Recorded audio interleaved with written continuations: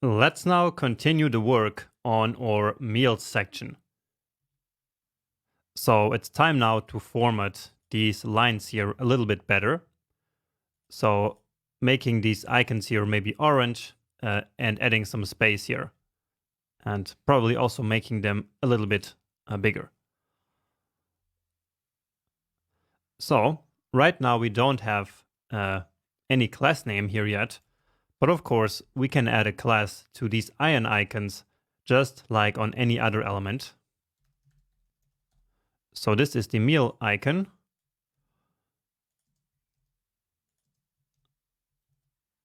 So let's add that here.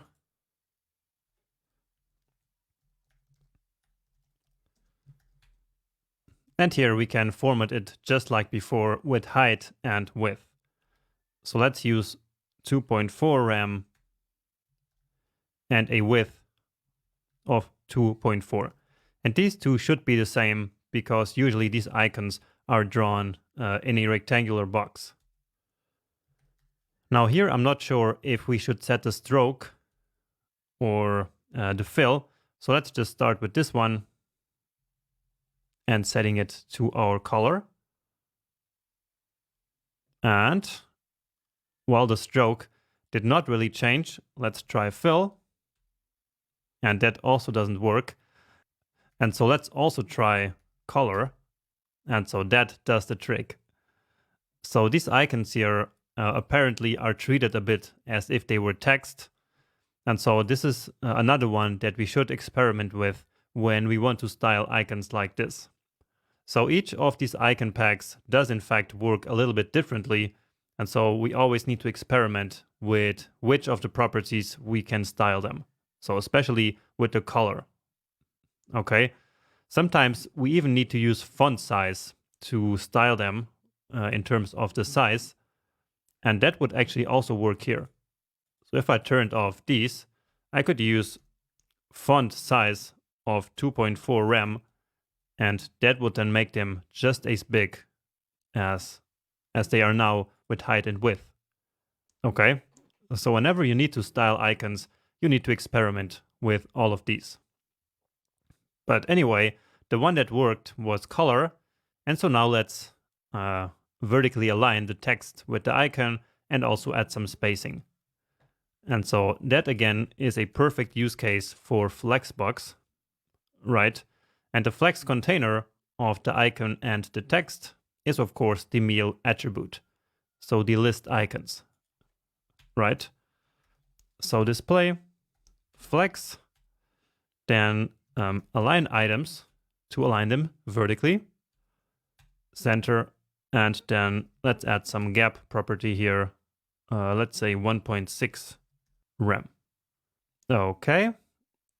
So that's starting to look quite nicer. Now here, let's make this a bit more interesting and add some visual hierarchy by giving these values here some more font width. So these three numbers. So I'm simply going to wrap them into a strong element. So strong, and let's actually type the number here again and delete this one.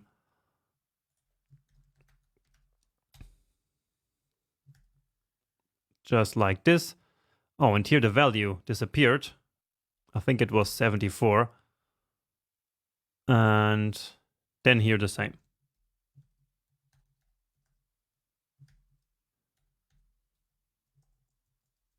Okay. However, strong probably looks a bit too strong, right? So I think that doesn't look so nice because the font width here is way too bold. So let's take it down a little bit. And let's actually do that by default whenever we use the strong tag. And this is something that I do all the time, which is to basically just redefine the strong element to make it with just a font weight of 500 instead of 700, which is probably the default. Okay, so of course that goes into the general and not the style CSS, which is just for the individual sections and components. And so that looks a lot better actually. Next up, let's format this tag here. So that doesn't look quite nice yet. And so where is that? It's right here with the tag class. So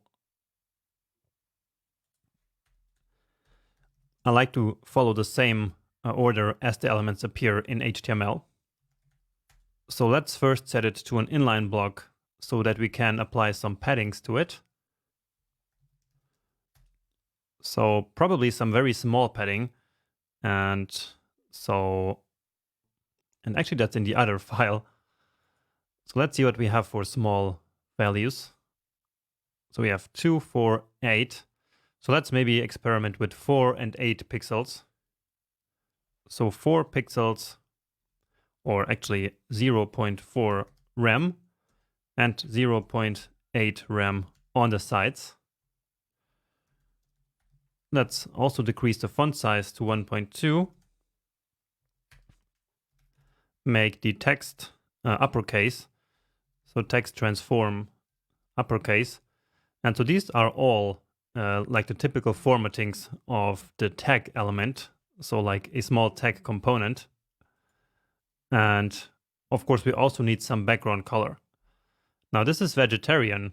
And so I would say we need some green color there. So actually, let's get that here from open color. So let's just click on green here and maybe this one. So this is nice and light. So let's try that. So background color like this. And since we're at it, let's make also the text color darker, because on a background color, usually we need some darker text. All right, so looking good already. We just need to give it some spacing, and I also want to make the borders round.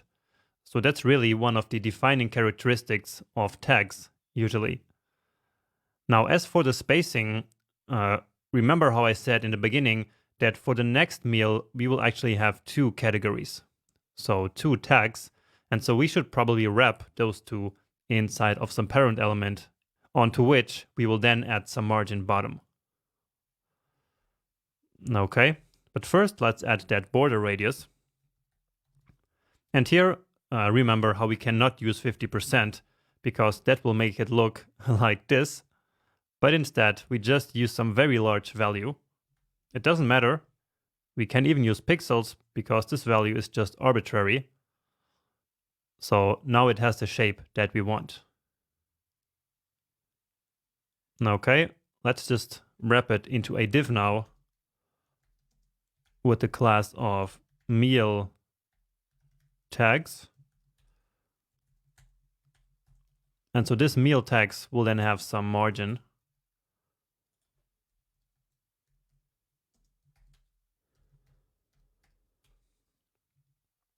Maybe 12 pixels. And yeah, that looks nice, except that now, of course, we also need some spacing inside. But so first, let's now style the card itself, like to make it actually look like a card. Now, there are multiple ways in which we can do that. For example, giving it some background color, but usually I like to keep the cards white. Now, since we're also on a white background here, a nice effect that we can use is to give it a very subtle shadow.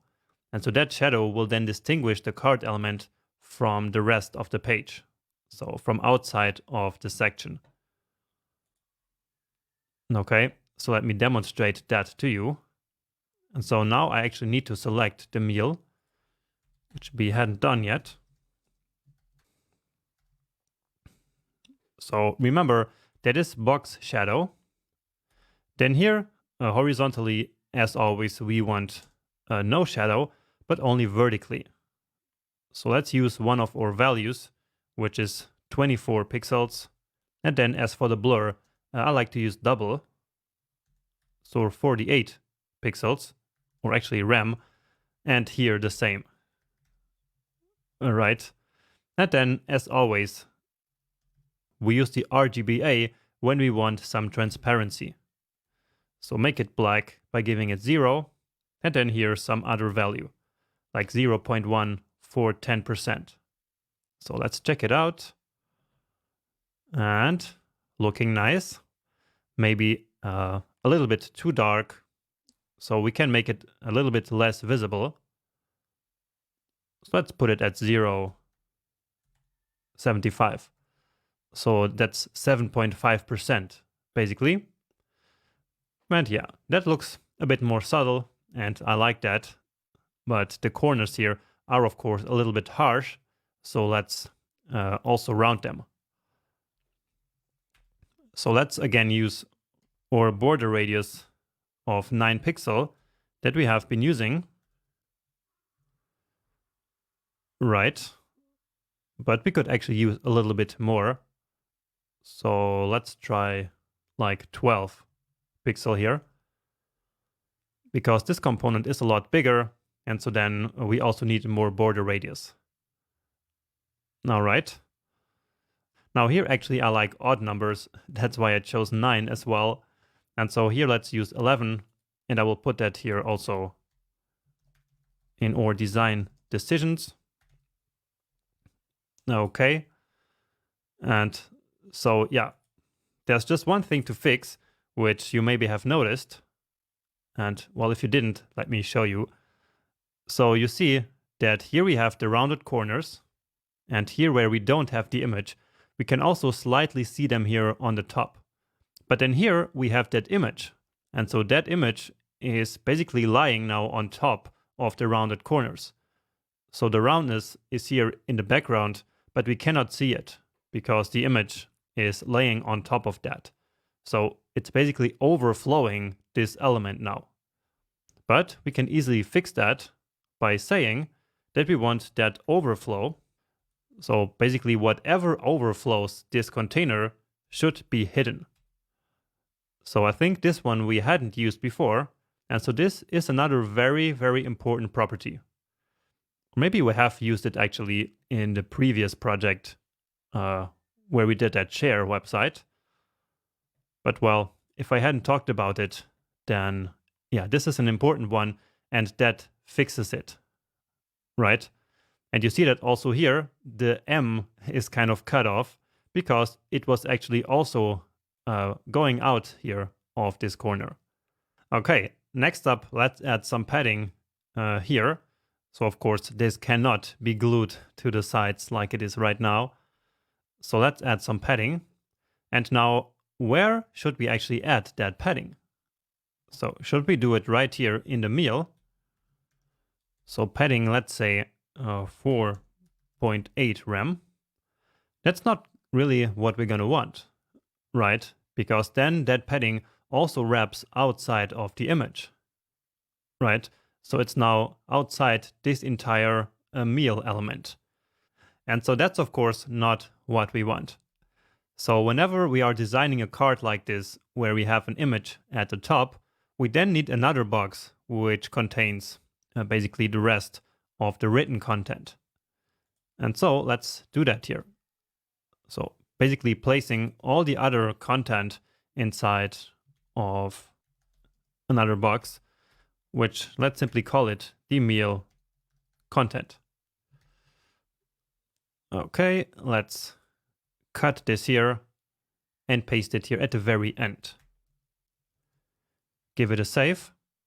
And now, of course, we want that padding inside of that meal content alone. So let's move it down there. And beautiful. That looks just a lot better. So the spacing here looks actually right, I think, except maybe here for the top. So here I think we have a bit too much. So let's reduce that. So we can say 3.2 rem at the top, and then 4.8 on the right, and all the other sides. Or alternatively, we could also have left it the way it was, and then adding a padding top property and set that one to 3.2. So that's exactly the same thing, and now it looks a lot better.